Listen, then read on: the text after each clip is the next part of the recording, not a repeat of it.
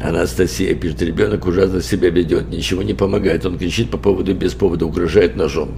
Какой ребенок? Какой ребенок? Представляете, ребенок родился, чуть-чуть подрос, уже ходить стал, только хватит с кухни кухонный нож и уже угрожает. Это немыслимо. Ворует, уже прячет ботинки, ничего не помогает. Разговариваю и ругаю, объясняю. Ключевое слово «ругаю».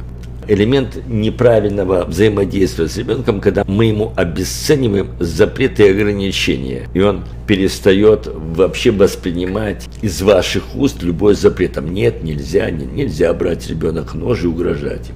Дети такими не рождаются. И ребенок не рождается с тем, чтобы чуть-чуть подрасти, схватиться за нож и угрожать маме. Они такими становятся от неправильного взаимодействия с детьми. Дело в том, что мы не все знаем, что нужно делать с ребенком.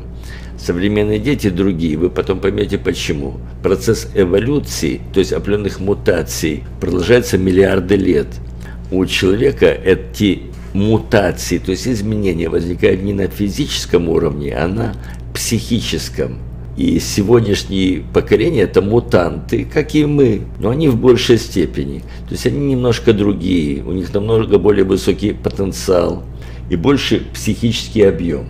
Поэтому с ними нужно знать, как взаимодействовать, чтобы они не хватались за нож.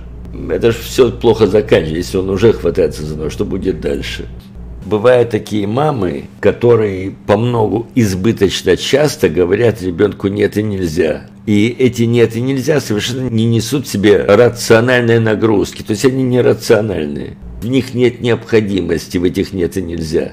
На самом деле самый большой стресс человек испытывает, любой человек, от «нет» и «нельзя». И дети, в первую очередь, они еще больше стресс испытывают от «нет» и «нельзя». Почему? Потому что в нашей психике не существует приставки «нет» и «нельзя».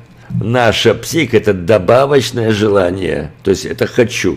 Это больше «хочу», чем у животных. Вначале это «хочу больше пищи», а потом это развивается больше того, больше того, больше того. И любое ограничение – это стрессовый фактор. С одной стороны, а с другой стороны, без него нету развития. Поэтому используют запреты и ограничения для детей в зависимости, какой ребенок, какого вектора, определенным образом, так, чтобы привить ему навык следовать правилам, но не причинить ему стресс. Как это делается? Надо тут же объяснять, почему нет. И тут же давать альтернативу, что можно. Обязательно после «нет» сказать «да». Васенька, нельзя, нет. Нельзя идти на дорогу, там машины, это очень опасно. Но ты знаешь, что можно, обязательно да. Иди на детскую площадку и можешь кататься на всех качелях так. То есть сразу объяснить рационально, почему нет.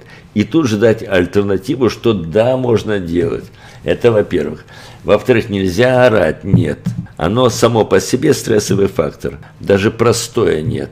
А когда это с криком нет, оно усиливает стресс значительно и способно причинять ущерб детской психике. Когда мы орем «нет, я сказала», ну, примерно так, причиняем ущерб. Я бы вообще обходился словами-заменителями, не напрямую говорил «нет», а косвенно, в очень мягкой форме, тихим голосом, мягко, тихо, это нельзя, там машины. И тут же объяснить, это машины, это так опасно бывает. А вот на качелях, и тут же альтернатива, там можно и усилить альтернативу «да», надо усиливать. Да, наша психика желает «да», наша психика это все можно. Да, давать на усилениях, да, это можно, да, это можно, да, это можно. А нет, ну, мягче. В 5 лет он хватается за нож. Это кожный ребенок, во-первых, только кожный и никакой другой. Ну и понятна причина, почему он бросается на маму с ножом в 5 лет. Очень точно понятно. Все дети рождаются нормальными в основном. И ни один кожный ребенок не хватается за нож и не кидается. Этому есть причины. Ненормальными нас выращивают наши родители и школа. На нас нету вины. Это новые мутации. Люди не знают, что с этим делать. Поэтому нельзя назвать вас виноватыми, что ваш ребенок кидается на вас с ножом в 5 лет. Но вы являетесь несомненной и абсолютной причиной без вины. Когда вы проходите тренинг, вы начинаете настолько все понимать, настолько все видеть, что у вас будет самый лучший ребенок. Ему пока еще только 5 лет. Самый ласковый и нежный. Этот талант ласковости и нежности, чувствительности есть только в кожном векторе. Больше ни в чем, больше нигде.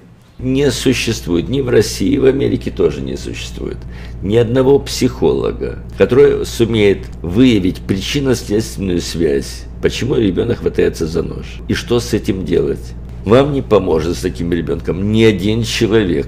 А дальше как получится. Может быть, кривая его выведет и не будет хвататься за нож. Но это если очень повезет, очень-очень. А так это будет продолжаться. На нашем тренинге, я гарантирую, перед тысячами людей, вы пройдете тренинг, у ребенка изменится поведение. Не существует такого девиантного поведения детского, которое бы не получило свои результаты на наших тренингах, если мама Анастасия его не проходит. Пройдите тренинг.